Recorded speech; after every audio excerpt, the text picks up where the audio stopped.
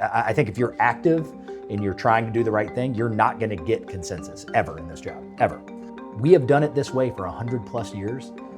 To try to change it in 3 days with no data, no research tells you all you need to know. That this is a political torpedo that has already gone empty on promises. Affordability is a crisis, and I would say what's changed in 4 years I don't mean on our initiatives, but just on what's happening, is housing continues to be at the top of the list of the affordability issue, but we're talking about greater than just housing affordability issues. It's the price of groceries, it's your power bill, it's ability to make ends meet. I can say after 4 years, there isn't any decision that I've made as mayor that I didn't do what I thought was the right thing to do because of some political potential consequence. That was D.C. Reeves, who was a candidate for his second term as Pensacola mayor. I'm Jim Little with the Pensacola News Journal, and we'll have more from him in a minute. I sat down with 5 of the 6 candidates running for Pensacola mayor and discussed their candidacy and what they wanted to do as the city's chief executive. Former City Councilwoman Ann Hill declined to do an interview. Before we get to the interview, let's first recap exactly what Pensacola is and the role of the mayor. Despite its smaller size compared to the rest of Escambia County, the city holds a central role in the region's local economy as the hub of commercial activity. And the mayor is the chief executive of the city government and has final say over a lot of what the city does and doesn't do. In the last mayoral election in 2022, D.C. Reeves won more than 51% of the vote in the August election against 3 other candidates. And what was seen at the time as a surprising margin, considering it was the first time Reeves had run for office and 2 of his opponents were former city council members. During that election, which occurred at the same time as the statewide primary races, only 15,029 people cast ballots, a turnout rate of about 36%.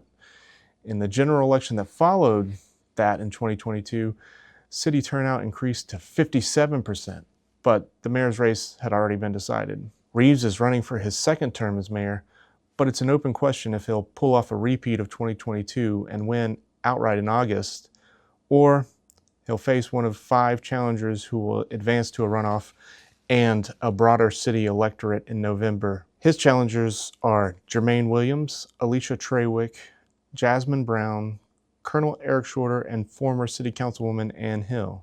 These interviews are presented with as little edits as possible to give you a sense of all 5 candidates who participated and their proposals for the city. They were filmed over the last few weeks of July and are being published together at the same time. The mayoral election is on August 18th and early voting begins August 8th. Now, here's my interview with D.C. Reeves. I'm joined by Pensacola Mayor D.C. Reeves. So D.C., thanks for joining us. Yeah, of course. Glad to be here.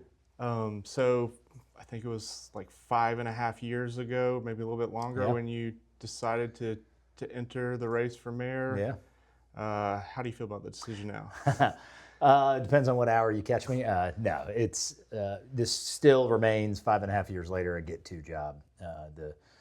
Grew up here. I've lived in 8 different neighborhoods here, different parts of the county, and played sports here. Went to high school here, and what sticks with me 5.5 years ago and today is I lived in a city where young people felt like their best opportunity was somewhere else, and it's an honor to get to do this job at a super exciting time in our city, where our citizens feel good about the direction that we're going, not by my opinion, but by data that supports it. Our employee engagement for the 880 or so city employees that is the highest it's ever been since we've been tracking it. This past year, we're excited about that, and we have more critical infrastructure investment and private investment happening at any given minute in the city of Pensacola in its history right now. So to be able to be one small part of all of this amazing progress of where we came from when I grew up here, and thinking that you had to go build your career and opportunities somewhere else, you had to go to Atlanta or Miami or Jacksonville. Now we're a city in demand, and now our kids want to move home, and we've got to continue to find opportunities for them to have quality of life and high-paying jobs, and that's a lot of what we've been working on. So I promised 5.5 years ago, and 3.5 or almost 4 years ago when I was sworn in, that we wouldn't always agree on everything, but the bottom line is that we're going to give you everything we got, and I certainly would stand behind our track record of urgency and of accomplishment, and just not just in the major capital projects that I'm sure we'll discuss later, but even in the little things, and, getting our water fountains and our basketball courts fixed, getting getting Plaza Ferdinand stretched down to make an even better, more robust Palafox Market to help small businesses. Just there's little things that need to happen for your city to continue to grow like that too, as well as the big things. And so it's been a rewarding experience, and it's absolutely still a get-to job for me. So you obviously you've said before that you think this is like an 8-year job, but you obviously had to proactively make the decision to run again. So what kind of factors played out for you in deciding to run for a second term? Yeah, I mean, it sounds cliche because you hear it in politics all the time, but being in it, I can reaffirm it's absolutely true. It's a family decision. There's a lot of things that your family gives up, whether that's getting your attention when you're in public in the city, at dinner or at lunch, which again is just part of the job.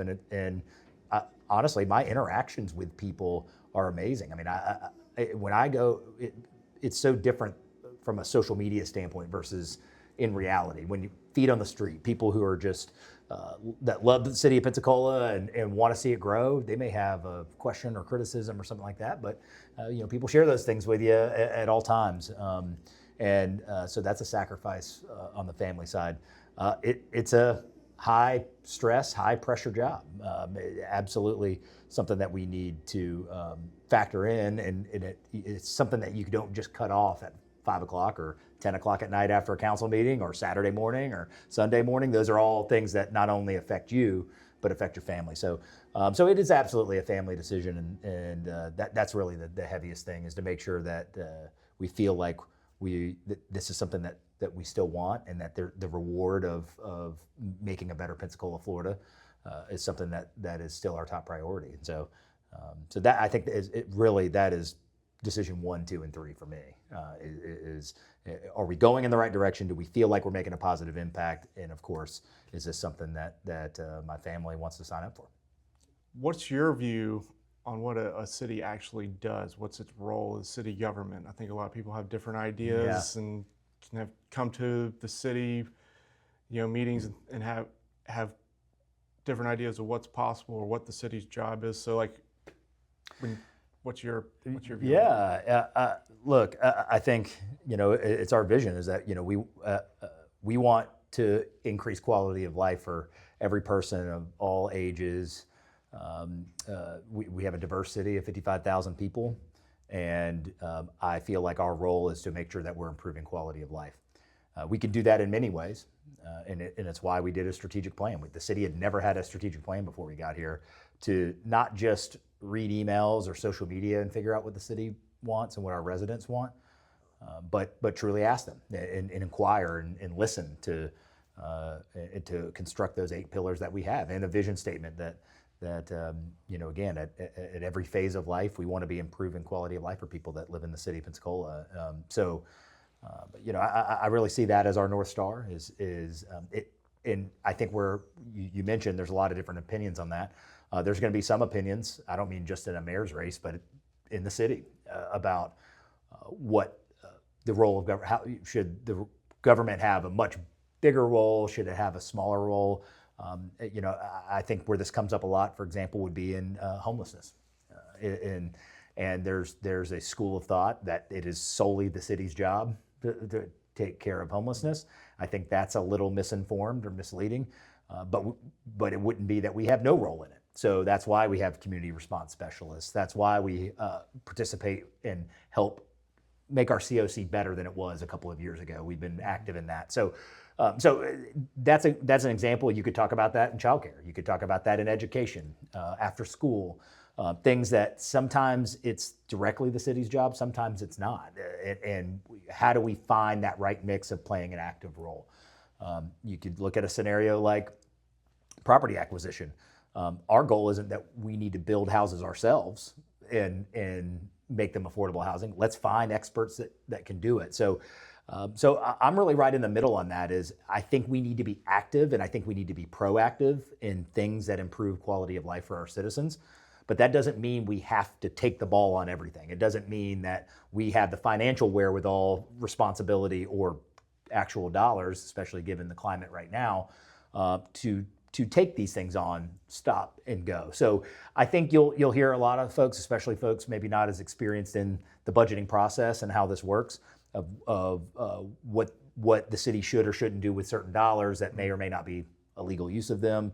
And I get it. Everybody comes in with big ideas to say, well, we'll cut taxes, we'll fund this, we'll fund that, we'll fund that. There are some realities, and I think that one of the principal jobs as mayor is to balance those realities, which means you're going to not make people happy. Some people think it will be one way, some will think it should be another way. And so I go back to that same mantra I had knocking doors 4 years ago, which is I don't expect at all any. I think if you're active and you're trying to do the right thing, you're not going to get consensus ever in this job, ever.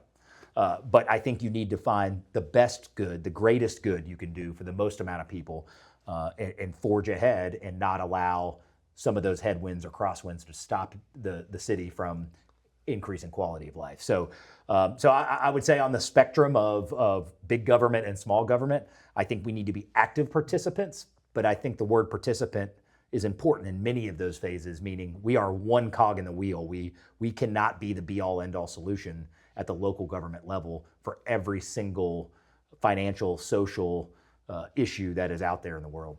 So that kind of goes into the city itself, 54,000, 55,000 people. Do you think there's like a perception the city is bigger than it is? Like our metro area is like 500,000 people, the county's 335,000 people, but the city itself is only, I think, 22 square miles right. Of the county.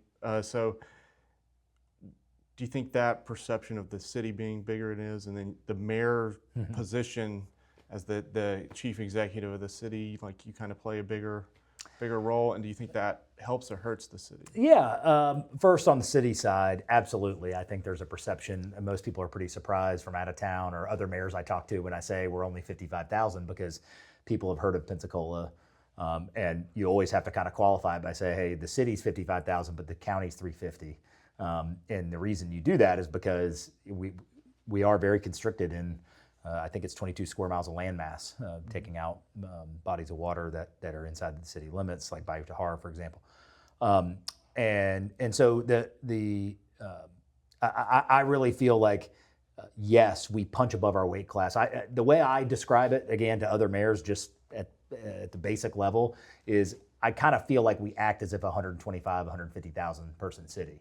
And I don't mean we provide service to that many people, but when you think about how busy downtown is on a Friday night or a Saturday night, how many visitors come to stay with us. 55,000 in a non-tourist city in the Midwest acts much differently than 55,000 of a desirable, safe coastal city where we have 350,000 people in just Escambia County. That doesn't count Gulf Breeze, that doesn't count Payson, Milton, Navarre, all of that. You think about how many people gravitate to the city, not just for going out and going to a restaurant on the weekends, but it really is the economic hub west of Tallahassee. It is where the most business takes place in a concentrated area. So we have a lot of influx of people that may not be city residents, but the best example I can give is a police department. We have to have more police officers than a city that has no tourism and no economic center that would be in the Midwest or the West somewhere that only has 55,000 people. We have to act differently than that in terms of keeping our city safe. So it adds some more dynamics, it adds some more cost, absolutely, to doing it that way. But overall, the mayor's job, if you're asking if I get emails from people on 9 Mile Road asking about picking up their garbage or something like that, the answer is yes. And we have to always remind folks that that isn't our jurisdiction and there's not much I can do. But I mean, I just had a call a few days ago on someone tagged me on a ECUA issue that was not even in the city limits, but I said, hey, I can ping somebody and let them know. And so honestly, I think our staff and our team takes a compliment in that I think the elected roles that are most recognizable in our county are the sheriff and the mayor, whoever they are. and people who need help and are looking for a way to get help. Those are the first couple of positions that they think about. And so I don't look at that as like an annoyance, like, oh man, I can't believe how many people email me when I don't have any purview to help them. But I look at it as, hey, this is somebody that maybe they don't know where the city limit line is. Heck, I'd love to pop quiz everybody on where the city limit. It's a pretty tough quiz.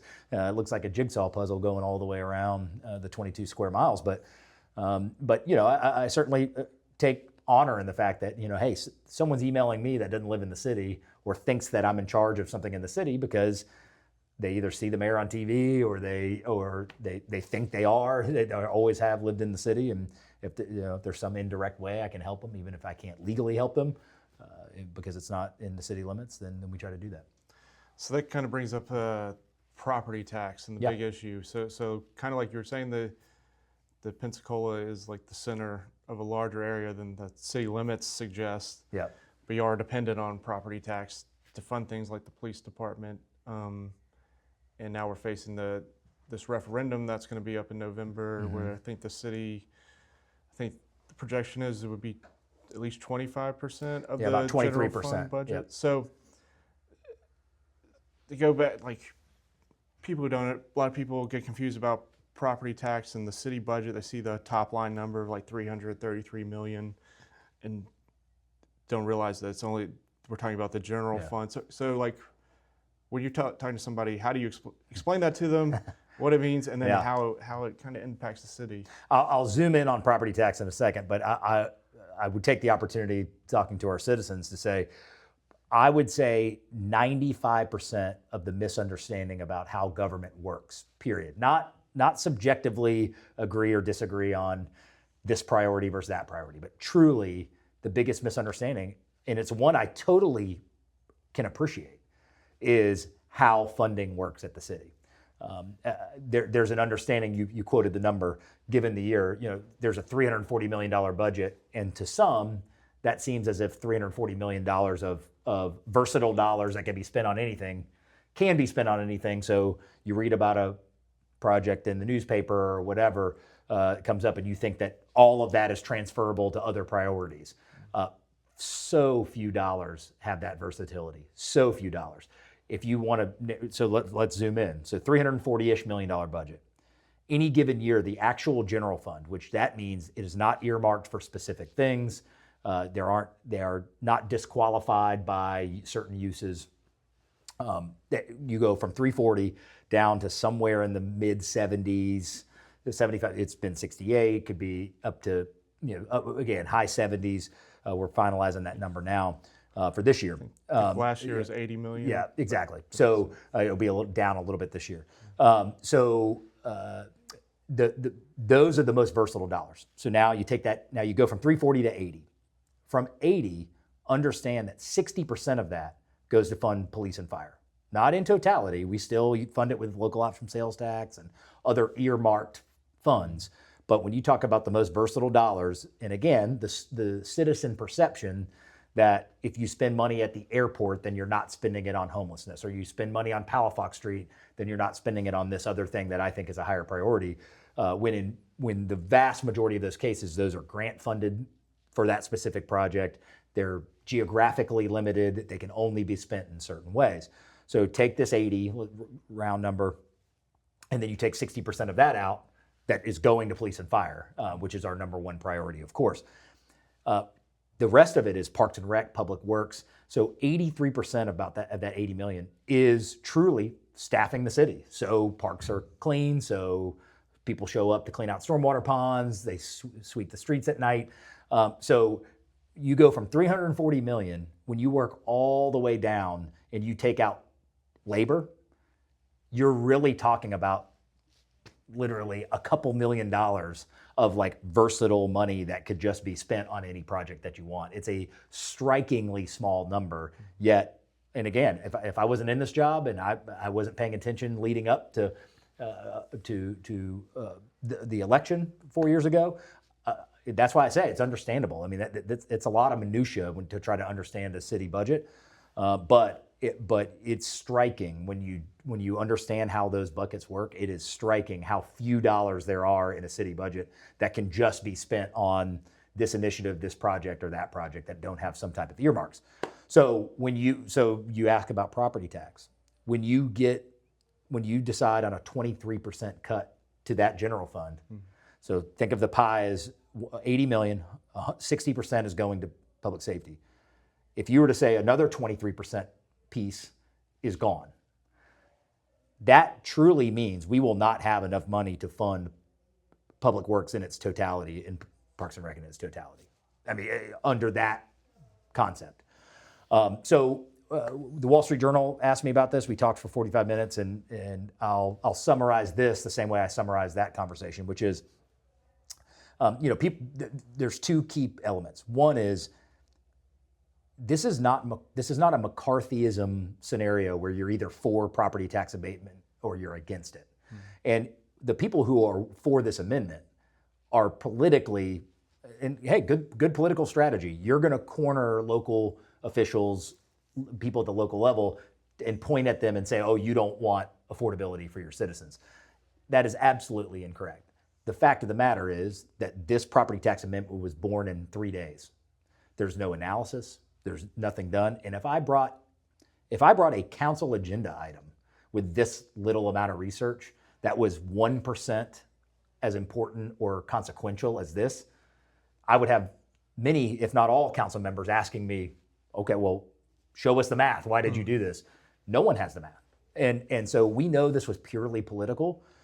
And so my position is, if we have a thoughtful, pragmatic, data-based approach, science-based approach to how we can find relief for the crisis of affordability that we're in, I'm all ears. I mean, including if that means that lowers the overall budget. But we have done it this way for 100+ years. To try to change it in 3 days with no data, no research, tells you all you need to know. That this is a political torpedo that has already gone empty on promises. Just start with the fact that there was talk about a trust fund because of disadvantaged counties and cities like us, like Milton, I think has 94% of their homes that there would not be paying any property tax. There was talk of a trust fund. Where'd that go? It just disappeared. There was talk that you'd protect public safety, which would have been a hard ask. That's gone. And I believe Jim, if I remember correct, I believe the note to really sell this was you shouldn't have to rent the house that you live in. Well, school board has already been carved out of this amendment. So if this passes, there still will be a bill that goes to your house. You will absolutely still be, quote unquote, renting from the government. And that was the whole promise of property tax to begin with. So with the framing that property tax is renting from the government? Again, if you're supporting this, I see that. I look at it as that is the 100+ year old way that governments in Florida have decided to fund police, fire, public works, Parks and Rec. So if we want to have a grown-up conversation in totality about, okay, well, let's do this in property tax and then something over here, or graduate it over a longer period of time. If we want to have a true, actual, objective conversation about property tax relief, again, this is not McCarthyism. It's not you're either for or against. I would be totally open to that. I've shared that with Congressman Donalds, who's running for governor, who I'm close with, and I think same thing. You can support. Affordability is a crisis. We can absolutely support trying to get money back in people's pockets, but also say, well, what is in front of you right now is nowhere near a coherent thought about how we should do it. So, and I don't know what our answer in Pensacola is going to be, but I'll end this the way I ended it in the Wall Street Journal interview, which is sometimes the pro-amendment citizens will say, oh, well, the sky's not falling, we'll figure it out. And I agree. We will absolutely, whatever comes to us, it is my job to figure it out. Doesn't matter, doesn't mean I agree with it. So the sky's not falling. The bottom line is the service we're going to provide you, I can guarantee you our citizens won't see as satisfactory. And that is the missing piece in this whole conversation. There's a lot of talk about relief, but there's no talk about how this could potentially impact capital projects, all the infrastructure we're required to maintain, all the stormwater ponds, the police and the fire, and all of those different things that our citizens expect us to do. So I don't want it to be my opinion. Let's ask the citizens what they want and don't want. And so I think we need to make tangible the reality that if a 23% cut hits the general fund, there will be a loss of service. Not because we're proving a point, it's just the reality. I guess, do you think, so like people see there's the cost the government takes to do things like $1 million for a bathroom Yep. and stuff like that. I think you talked about when you were running or just came in office, you wanted to show the citizens the value of living in the city. Yep. And do they see that value reflected in their property taxes, and that kind of makes them, what am I getting for this property tax? Why not give me a bigger exemption or Yeah. that kind of Well, listen, I think all of us at the human level, if you only get the first part of the story and say, would you like to pay or not pay property tax, how could you blame any citizen in this day and age and the price of groceries? And I mean, again, affordability is a national crisis right now. How could I ever blame a citizen for saying, hey, first half of the sentence, would you like to not pay property tax? I think every living, breathing human being would hear that and their ears would perk up and say, oh, okay. But strategically and politically, the second side of that wasn't analyzed. If you probably reported it when it happened, there was $1 million that was set aside a year ago to do a full analysis of this that got vetoed by the governor. So not only did it not get analyzed, it was intentionally not analyzed. So we should be telling the story all the time about where our tax dollars go, the value of living in the city. You've heard me, Jim, in so many interviews talk about a top 1% fire department. I used an example with our business leaders in a meeting this morning that said, we have cops that worked 24 hours in a row during the incident on Palafox Street. We had a police chief work from noon to 9 a.m. We have people all around our city bringing more people to justice in this case, right as we sit here right now. That doesn't happen in 8-hour shifts. That happens with overtime. That happens with investment from our taxpayers that we want to bring people to justice. So the most comforting part is when tragedy strikes and something like that is senseless and makes us all take a step back and one, surprises us given the safety of this community, but second, makes us appreciate our police officers so much more. I haven't had one email the last however many days now, 9 days. I have not gotten one email saying it's about time we cut the police budget by 23%. I haven't gotten one. I haven't had anybody say that. And it's because when it's not blue sky and we forget about what local government provides, then I think people can see the value. And so that is our job. I think, and through these next few months, it is going to be our job to make sure that everybody fully understands what local option sales tax pays for. That's also on the ballot. That pretty much every police car that would ever show up at your house was funded with local option sales tax. So it's our job to share those things. And so I don't mean that that's everybody else's fault. It's an obligation of us, and we should be challenging ourselves every day to make sure that we're sharing. It's their money, it's citizens' money, and what we're doing with it. But all I request from our citizens who are evaluating where they want to vote on this is that you think about the second half of the sentence, not the free money approach, not the carrot that's been put in front of you, but truly understand what that pays for. And if we want to have holistic conversations around property tax at the state level in the years to come, great. I welcome that if we want to figure out other avenues. But this rush over a 3-day weekend to figure out how to put something on the ballot is completely political, and there's many holes that show that. And I know you said you don't know if it does pass, kind of how you'll respond, but I mean, is there a part of you that thinks that maybe the city would need to actually expand its boundaries, because it is a city that has a downtown for a bigger area, but the limits are, like we talked about, are much smaller, and if you're limited on cutting property tax, maybe the city needs more property. And other taxes like sales tax and local option sales tax are calculated by population as a ratio to the county. So absolutely, I think a lot of dynamics change. What happens in CRAs?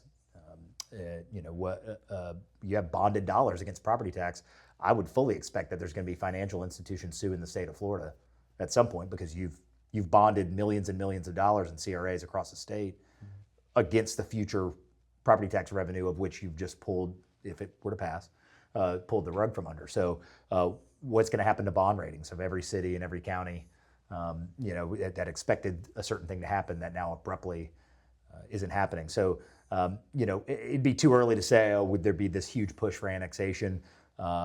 Certainly, I think we would be wiping the slate clean and kind of looking at every avenue that we have. I do truly believe that the tax, if passed, will be regressive.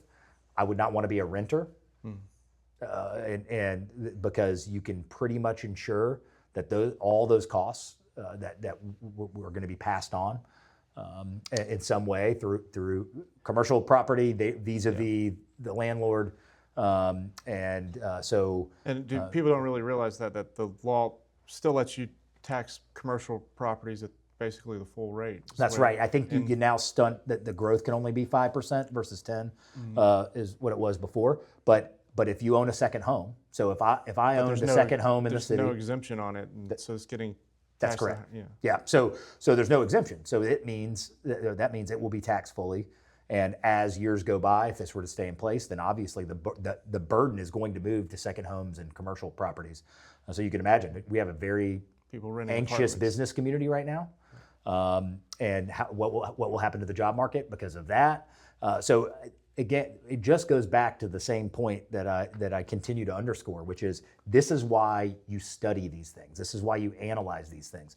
Again, we've done more analysis on where a monument should go in a park at the city of Pensacola than we have on this property tax amendment statewide. I mean, that's just the reality. So it doesn't mean that we always get it right, or it doesn't mean, but at the end of the day, there should be an expectation that when we are stewards of taxpayer dollars, that whatever decisions we're making with them have the most research and the most sound logic available before we make that decision, right or wrong.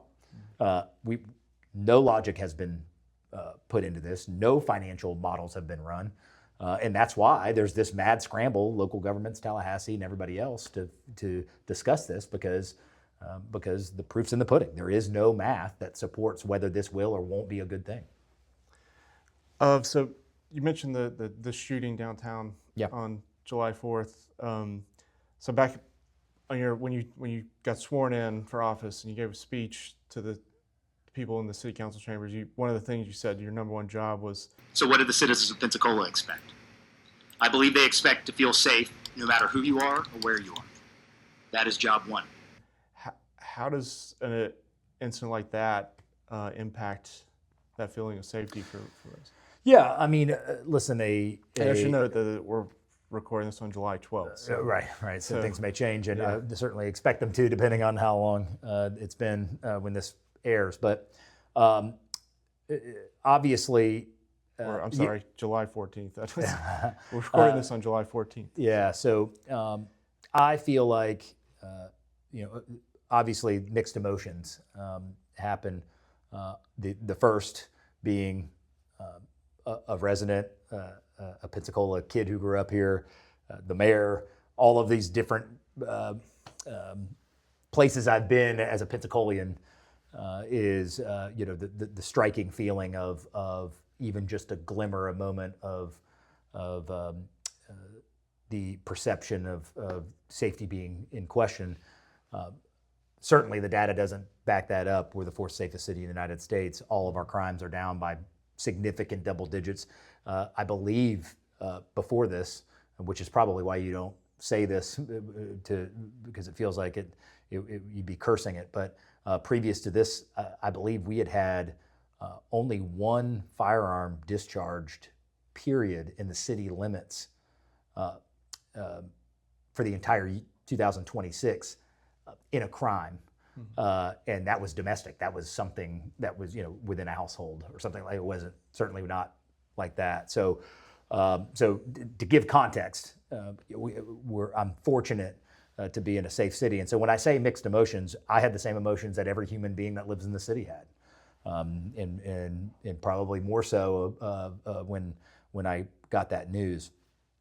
I also got the great opportunity to go in first thing in the morning on Sunday morning with those officers and investigators, detectives that have been up all night, and do what only a mayor can do, which would be bring bagels and coffee and support them and love on them and sit in the back and let them do their thing, and kind of get an update on what's going on. But in those moments, I'm just so appreciative to have the police department that we have, the chief that we have, the investigators, and the 160 plus sworn officers that we have.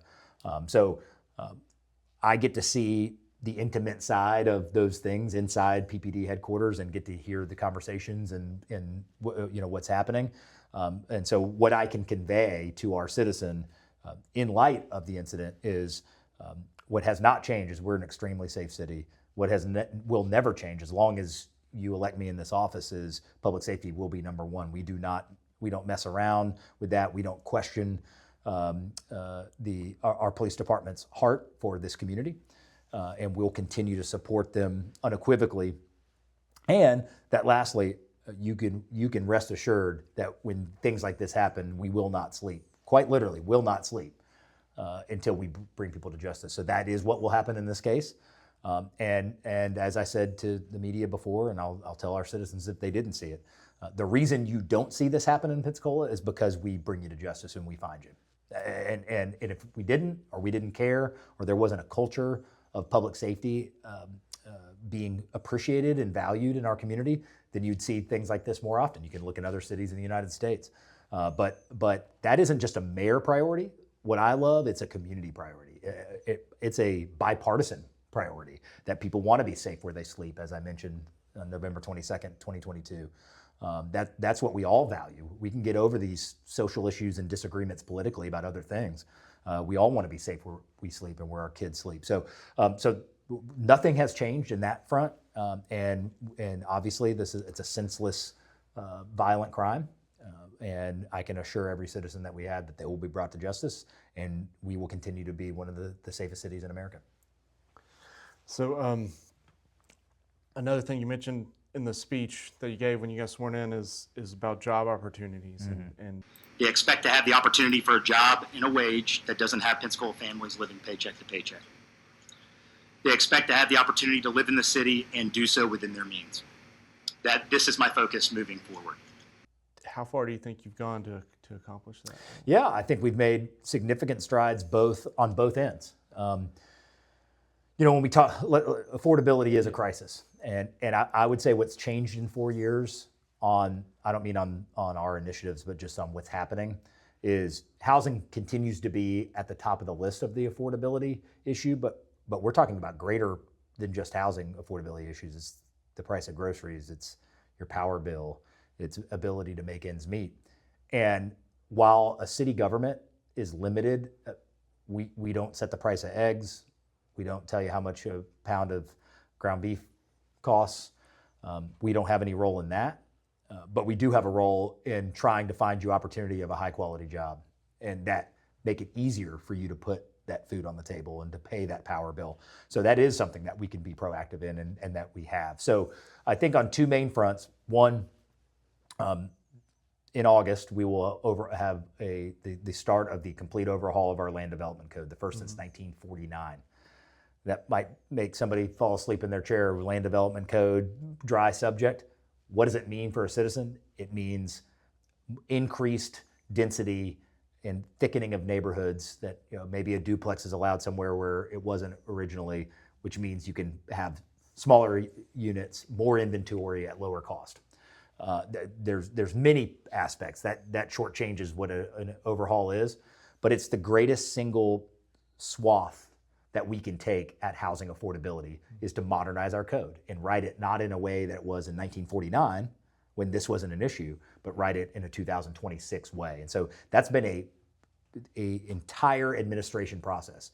An audit and an overhaul has been the better part of 3 years in the making, and that's what it takes. And that's why do you think they haven't done it since 1949? It's hard. It's a lot of work, and our planning staff has done an amazing job bringing that forward. And we've gotten proactive in Baptist Hospital, in getting affordable housing at the Motor Lodge, getting 14 parcels from the county that are in the city that we can get some scatter site affordable housing. We've started our community land trust partnership where we've had 3 houses that are now permanently affordable, the first 3 in the history of the city. We have Malcolm Young that'll have 8 or 9 also permanently affordable units, and that's coming online right now as well. So we've taken a real shotgun approach to housing affordability, and I'm certainly proud of that track record in 3 years. And so a lot more work to do, and that's why it's a crisis. And if it was easy to build 1,000 units overnight, every city in the United States of America would be doing it. But we are relatively land poor in the city. We didn't have a lot of leverageable property. Well, we now have leverageable property, and that's what we've worked on in 3 years, and we can leverage that to make homes more affordable. And so I'm proud of that. And then the second aspect of it, what can we control within affordability? What we can control is jobs. And we've made this a place that people want to invest in. And whether that's American Magic, whether that's now the Bird On Project, which will be the largest employer in our city and the largest economic development project in the history of our city, with 2,000 jobs at 80,000 a year, that's $160 million of payroll coming into this city from somewhere else. Those are dollars that do not live here currently that will now be injected into helping our businesses, helping put food on the table, and all of that. So I feel like in the aspects of the land development code, in housing, and in job opportunity, we've tried to attack everything that a local government can when it comes to battling affordability. And so we'll continue to do that. Our job is not done at all, but I'm really excited for these next 4 years because I think you'll start to see the end of the road, the finish line on all of these things that we've been able to get going. Yeah, so in the land development code specifically, the planning board is actually today, as we're recording this, July 14th, is going to be voting on it, and it will be going to the city council, like you said, in August.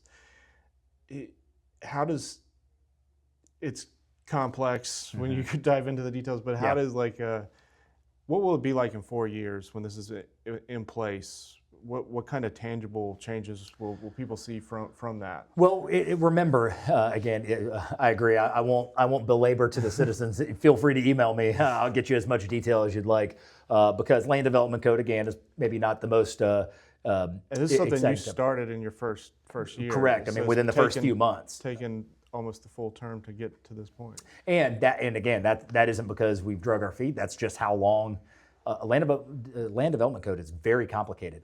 Every overlay district that exists, every conservation district that exists. I mean, the tree ordinance is within the land development code.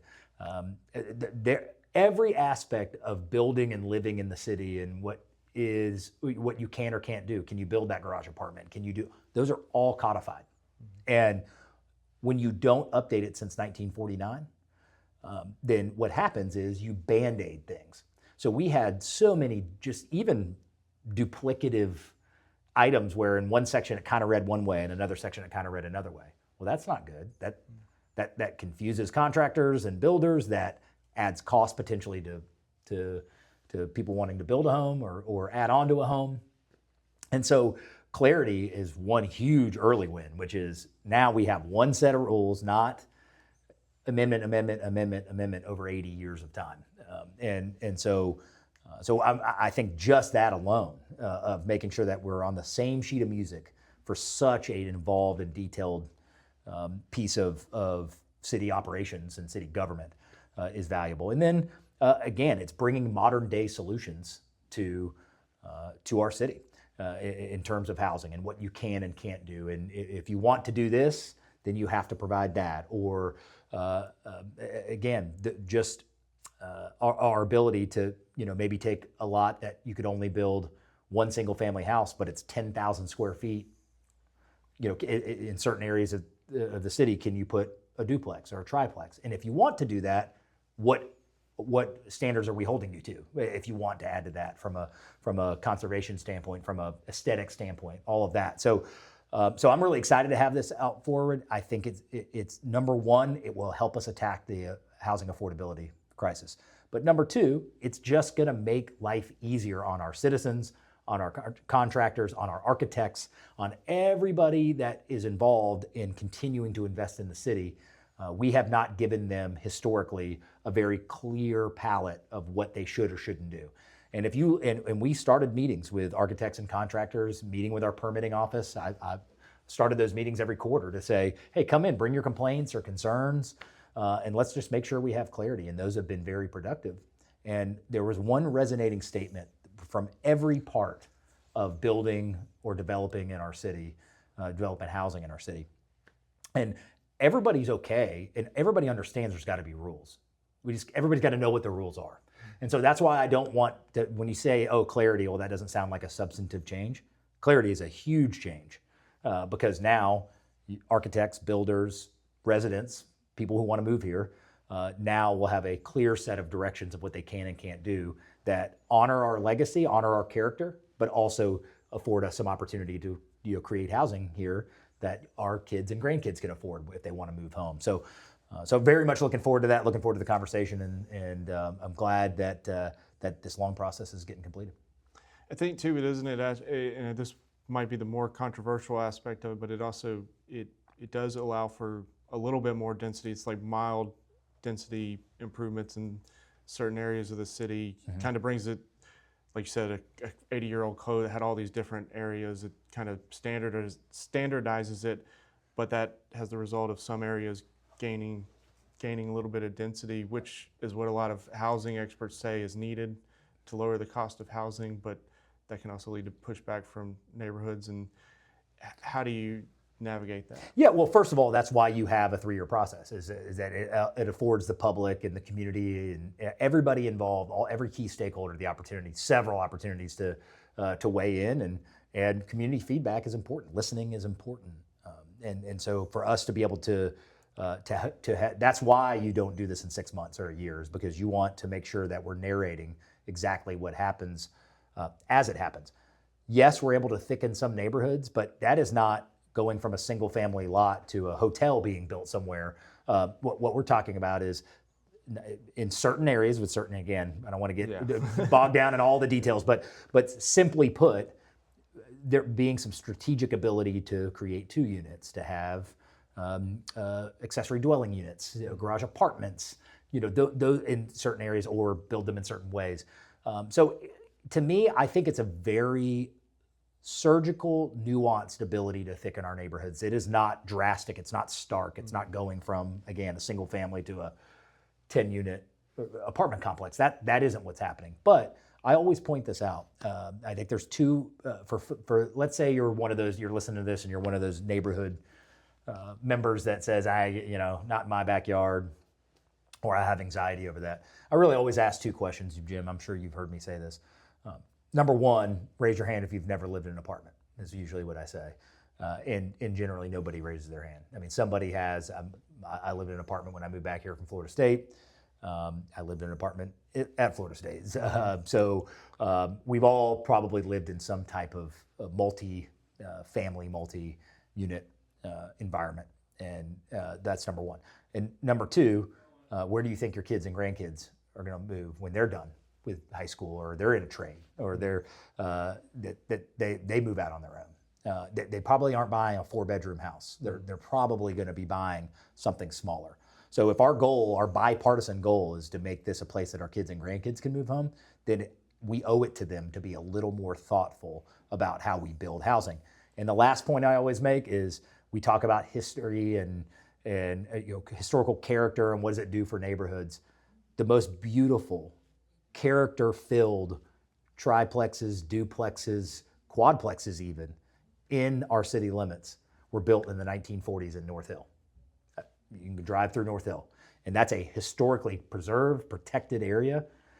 And I have not had a city hall protest over those existing. So, meaning for generations, we've understood the value that some people need a 1-bedroom and some people can afford a 4-bedroom. So this is not new. It might feel new because we built so many ranch-style houses for so long, but this is not a new concept. And so we've all been there. Our kids and grandkids are going to be there. And as long as we do it intelligently, and I feel 100% confidence that our team, our planning board, everybody else has given this so much thought over these 3 years of time, that we're going to come with something that is a happy medium between being able to thicken our neighborhoods with certainly fully respecting the surrounding neighborhood and the existing neighborhood and not having a negative impact. So, moving to one of the other things you had talked about was the Bird On project. You're going for the Triumph grant of $76 million. That's right. So that's going to be another grant the city gets, and I think y'all are over $100 million already on all those projects. So you're like those grants have kind of all stacked up, but they're taking a while to get out. So why does it take so long to get this money spent? Yeah, good question. You know, you can fly with me to Washington D.C. I'll ask the same thing. Listen, grant funding from government to government typically has long lead times, and it isn't because what I can guarantee you is it is not a scenario that we get multi-millions of dollars of funding and then we just hang out and don't want to get it deployed. Just a procurement process, an RFP process at the City of Pensacola averages 132 days. So, and what's the trade-off? It's an important trade-off. The trade-off is transparency. That's what an RFP process is. It's transparent. You pick fairly. You have a committee. It's open to the public. All those things. So speed and transparency do not mix. And so the best thing we can do is that's why government processes take longer. So when you talk about it at this kind of high-arching human level, say, man, government takes a long time on these things. I don't ever disagree with somebody saying that. But the trade-off is, this is not private business. This is not building an addition at your house as a private citizen where you can take one quote, you can take three, you don't have to ask anybody anything, you don't have to provide anything. So the rightful duty that we have is to be transparent about every project that we work on. And by the way, what I just described that's once the grant money has been given. So let's probably the most stark example of that right now that we're finally coming to a head on is Bay Bluffs Park. We were able to get the $2.2 million in partnership with Conservation Florida. We're very appreciative of that with DEP. But it wasn't until April of this year that we were actually given full contractual permission to spend it. So you can imagine from Parks and Rec's desk and the city's desk when people completely within their right to be saying, man, we want Bay Bluffs Park back. And I always want to say, man, nobody wants it back more than me. I mean, we've been sitting on this, and we've just been waiting for the government wheels to turn in Tallahassee for almost a year and a half, 2 years, after I'd have to go back and look at the exact amount of time. But I mean, we weren't given a green light at the City of Pensacola for Bay Bluffs for that $2 million. I'm so thankful for it, but until April of this year. So that's what happens, is why these things take time. But I can tell you, without this grant funding, without Bay Bluffs Park grant funding, without Bird On and Triumph, these things don't happen. Without grant funding from the federal and state partners, I mean, we're talking about an $110+ million airport terminal expansion, American Magic, which was again about a $15 million project that's still continuing with work happening outside the building. You've got Bird On that will be in total a $275 million project. You have Hollis T. Williams that could be north of $40 million. And that's why there's never been a moment in the City of Pensacola's history that there is more critical infrastructure investment and private investment happening at one time. Not one moment, not 1 hour, not one day in the history of our city have we seen more of that happening. So to put it simply, Jim, getting grant funding takes urgency, it takes intentionality. It's why we started the grants office. We'll be over $200 million with the $76 million coming in. And yeah, it's got red tape. That's part of the navigation of city government, county government, state and federal government. But I certainly am appreciative that we have it. And the alternative would be to not have it, which means we aren't going to see those type of opportunities take shape. So on Bird On specifically, they're looking, I think it's 1,400 jobs at the port, another 500 somewhere else in the city. But they're, from the statements they've given publicly to media in Australia and everything, they're looking to move pretty fast on this. And I think a lot of people see that 2,000 jobs, but those aren't going to be jobs for Pensacolians. Yeah. And then the company's going to have to move so fast to ramp up its operations here. I know you've said you wanted to start workforce training and everything so people here who grow up here can get those jobs. Absolutely. But do you think anyone living here today who is in their 20s and doesn't have a career in shipbuilding would be able to find a way to train and get these jobs when they start? Absolutely, and that's the mechanism that we have to ensure is built. I think a good before and after is the ST project. I think if we had a do-over with the ST has been great in terms of the job creation.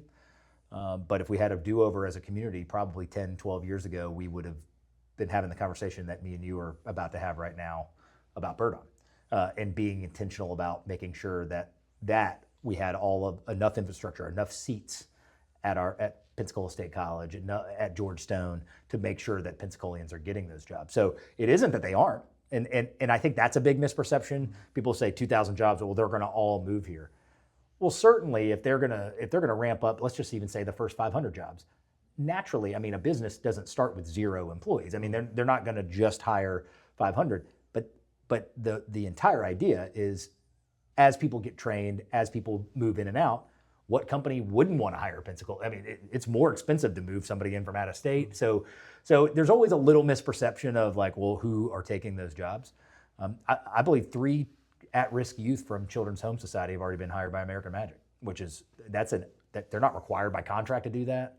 They've taken 3 kids from our community, from Children's Home Society, that probably had very little future prospects before American Magic decided to do that. They've hired kids from Pensacola State and UWF. And remember, American Magic's only 100 right now, in that 100 area of employees. So you're talking about a significant ratio that's only going to grow with the WAVE program at UWF. So yes, of course, we need to create jobs at scale. And that's why at the end of August, I'm having a statewide summit. We're inviting Florida Commerce will be there. We're inviting Department of Labor federally, UWF, Pensacola State. We're going to get every stakeholder in the room, not to solve life's problems in one day, but let's make sure we're all singing from the same sheet of music about what those objectives need to be. I've conveyed to Secretary Kelly at Florida Commerce, for example, what if every state college in the state of Florida had a 2-year program, 1 year at their local, wherever they are in Florida, and then the second year they would come to Bird On in Pensacola. And why limit ourselves to only Pensacola State? Because we might end up not having enough seats. But we could end up with kids all over the state that would have the ability to come in and move in to our city. So we've got to be thinking big, because 2,000 jobs is a lot of jobs to fill. It is a lot of jobs. So to answer your question, will a kid have an opportunity in Pensacola, Florida? We are going to ensure that. That 2,000 is so many jobs that our concern is beyond Pensacola. It's about making sure that there's enough people with the correct training, period. So, but we are going to be responsible about how we build these programs with Pensacola State, UWF, Georgetown, and Florida Commerce.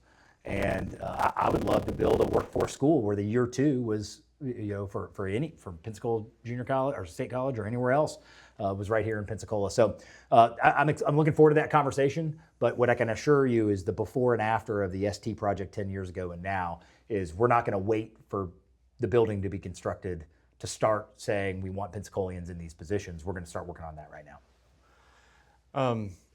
So going back again to the speech, is kind of the theme of this interview. In 2022, you said you acknowledged there was a divide in the city over poverty and over race. Mm-hmm. When surveyed, our citizens are feeling more positive about Pensacola's future. The word potential is being replaced with progress. We have come a long way due to the efforts of so many. Still, it is not the time to rest. Business remains unfinished. Yes, we have issues to address in safety and in housing, but we also have too much poverty. We still experience a racial divide. Rest can come when Pensacola is a great place, not just for a few, not for most, but for all people.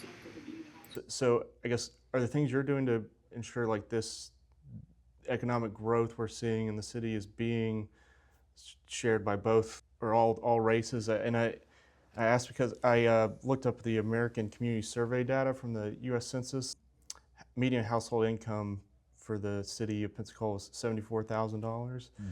Mm-hmm. For white households, it was actually $83,000, and for Black households, it's only $34,000. And in 2022, the number for Black households was actually $36,000, so it had gone down.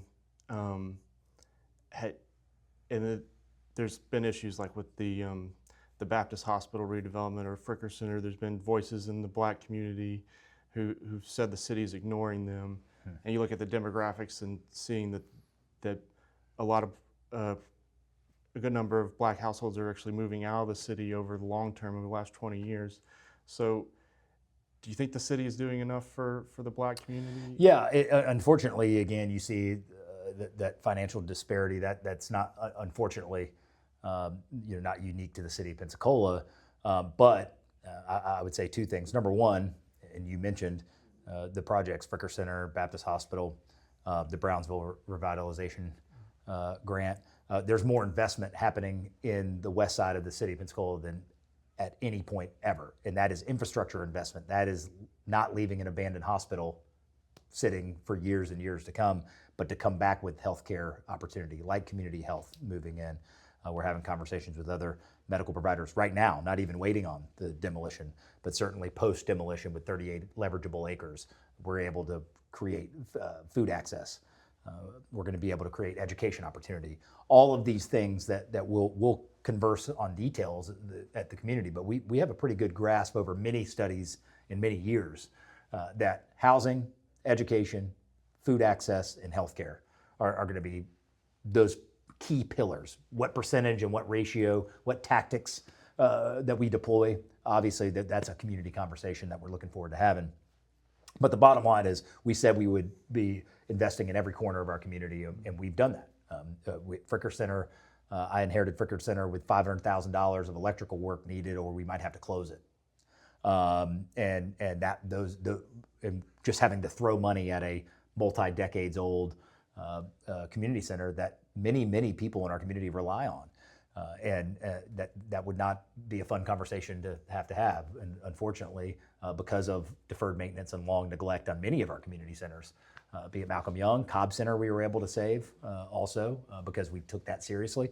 So our track record of investing and preserving Gibson School, which is an important part of Black history here in our city, we absolutely have made as many efforts as we can in this short of a time frame to show that, hey, we want to invest, we want to increase quality of life. Fricker Center will now have career opportunity with Career Source on site. It'll have healthcare opportunity with Baptist Hospital. I think when you couple the specific investment in the west side of our city, this has nothing to do with race, whether it's white, Black, Asian, Native American. One person or two people don't speak for an entire race. And when it comes up in the Bayou District Foundation, for example, which was riddled with intentional fallacy, actually, intentional misinformation about what Bayou District did or didn't do. I got more calls from longstanding members of the Black community after that, disappointed in the idea of, and these are members of the Black community who, elected officials in the Black community that have been to Bayou District, that have met with them, that actually, and wasn't just some gaslighting approach to try to take down community engagement. And where did it get us? We're just 1 year later waiting to have, all the vote was for was to engage the community. It wasn't selling the property, it wasn't development, it was nothing to that. We're just 1 year later now and to re-engage the community on asking them what they want at Baptist Hospital. So you have to be careful and be logical. And again, that's any race, any issue. That one email, one person doesn't speak for an entire group. And so how you can ensure yourself that you don't fall into that trap is that you continually listen to leadership in the Black community, in every part of the community, in the ADA community, involved in when we design Palafox to make sure that we don't think we always have it right all the time. And I feel like that culture should be built from the top, is to say we should know what we know and be comfortable and self-aware of what we don't know. If we're going to do something in the Black community, then let's make sure that we have Black community members that have been here a long time and are invested in the city and the city's success, and make sure they're at the table. And we can use many examples of that. So at the end of the day, between intentional investments and making sure that every corner of our community gets invested in, and projects like Bird On, where at scale we're going to be able to create true quality of life improvement of having $60,000, $70,000, $80,000 a year jobs. I feel like that's great opportunity for every citizen of our city and really our region to be able to increase their income, as the stats that you provided. And we'll continue to work on that. So that's there's no mission accomplished here on any of these issues that we're talking about. But I'm excited for our progress. I feel positive about our progress, and certainly we'll keep it going for the next 4 years. And then, so it seems like this year that there's been a kind of or I guess in the last year or two, there's been like a bigger role, like partisan politics is starting to influence the city. Yeah. That the charter, they drafted it 2010. It was built as like nonpartisan to kind of keep partisan politics out of city government. We've seen like the state government with the, using programs of your administration to put out this Doge report that a lot of people, I think, would read it and see that it's more written to score political points with the Republican base.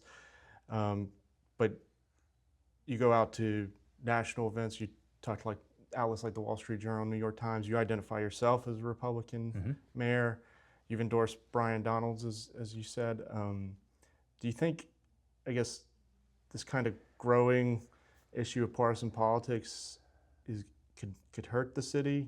And in Pensacola itself, like I think people don't realize it's more like a 50-50 city. Yeah. It voted for Kamala Harris in the 24 election, and I think voted for Rebecca Jones when she ran against Matt Gaetz.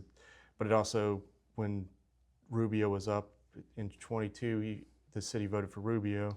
So it goes back and forth. Yeah. There's a lot of independent voters here, but it's a 50-50 city. Do you think it, I guess, hurts the city to have partisan politics play a role?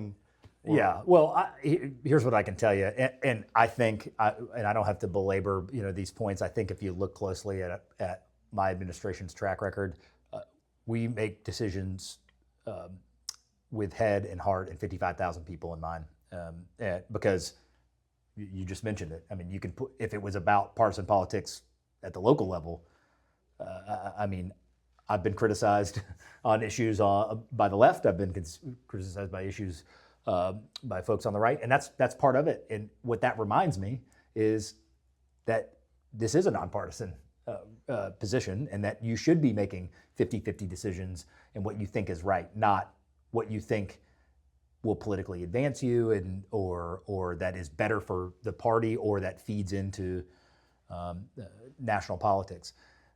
I could talk for a while, and I know that's not the point of the question, about 2026 and the divisiveness of us as political party members, and even more so as people.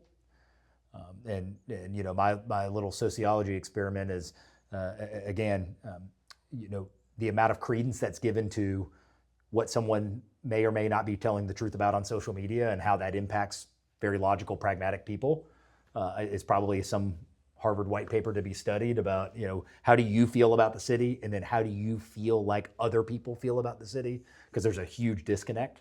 I can just personally experience about that, because of just the way that information and misinformation gets thrown around. So that's one of those challenges that isn't necessarily solvable, but it's something that city leadership colleagues that I have and I talk about all the time is kind of really just identifying that's the nature of the beast nowadays. In 2026 is we have a very amplified partisan world that we're living, our country that we're living in. And I think it's our job to do the best that we can to navigate that things stay nonpartisan.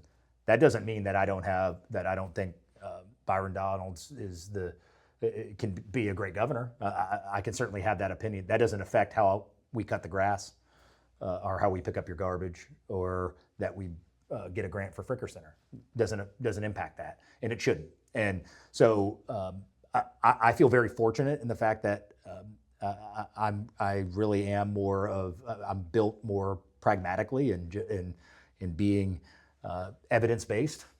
Tell us what the best outcome is for the city, and I am not in any way anchored down by some political leaning, or I can say after 4 years there isn't any decision that I've made as mayor that I didn't do what I thought was the right thing to do because of some political potential consequence. At the end of the day, it's my job to lead a 50-50 city.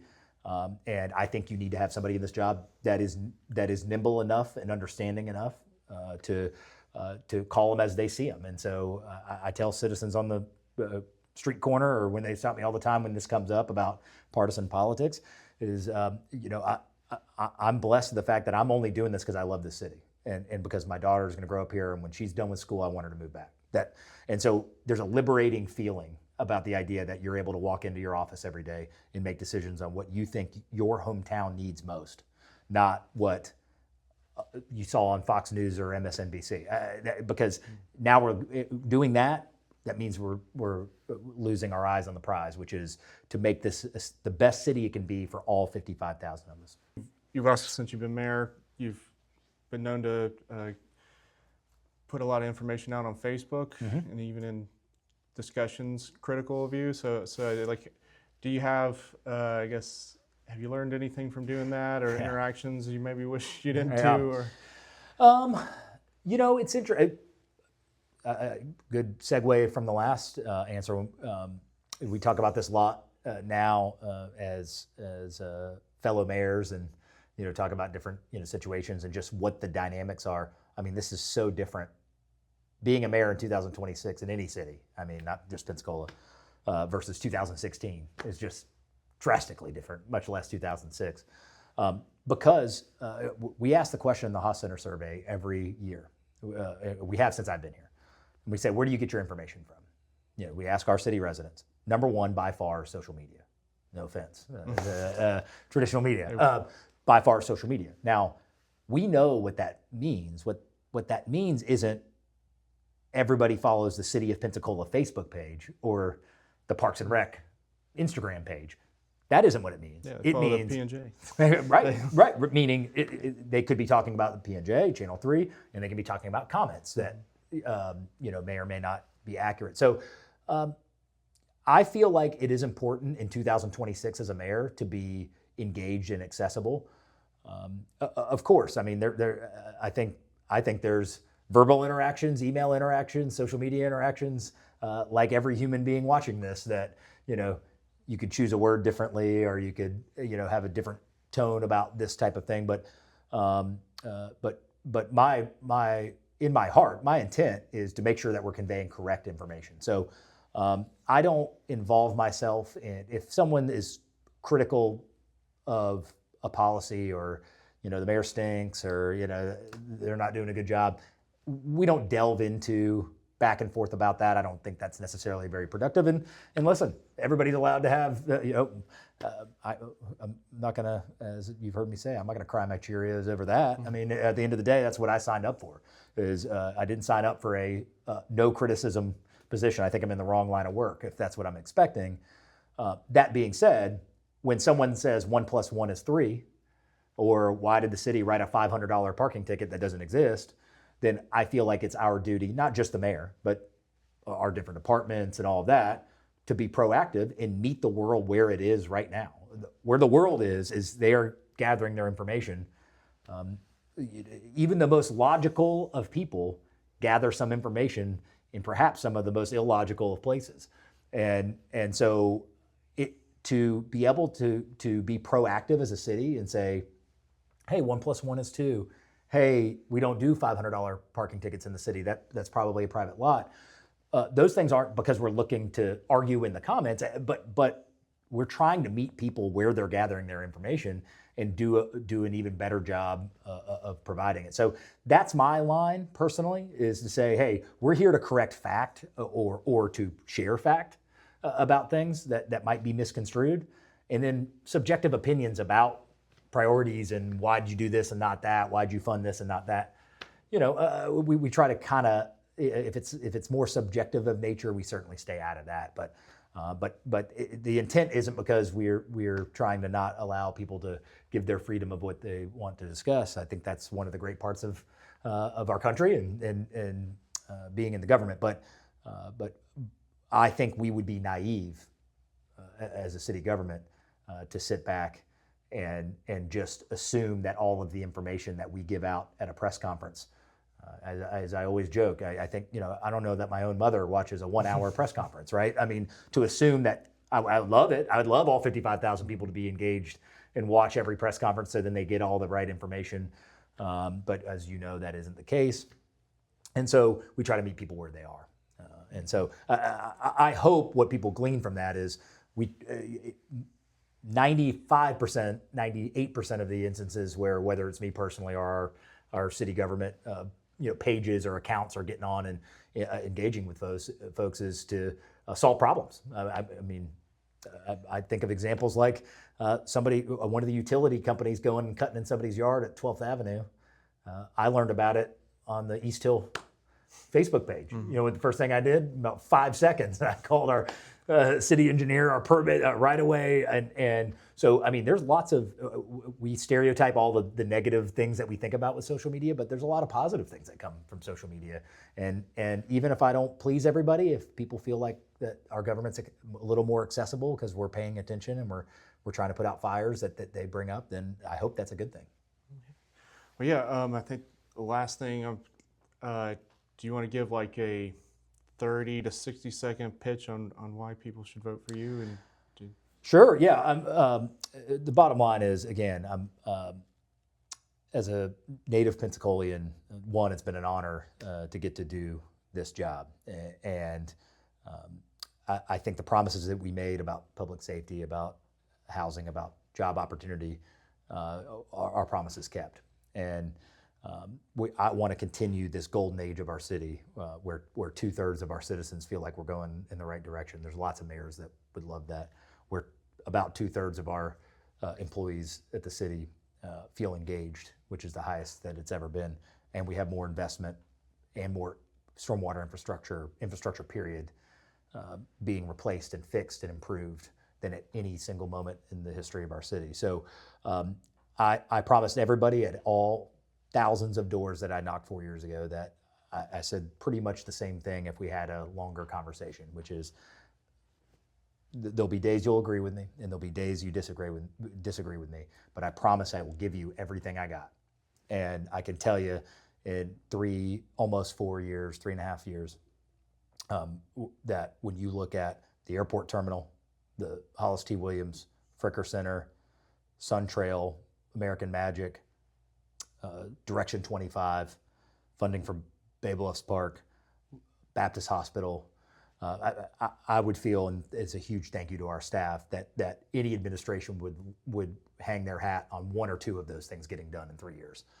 We have 8, 9, 10 of these transformational projects happening in our city, and that's because I'm fulfilling a promise that I'm going to give you everything I got. So that won't change in the next 4 years, and certainly I hope that our citizens appreciate that and feel the momentum that we feel in City Hall about our city, and certainly love their vote on August 18th.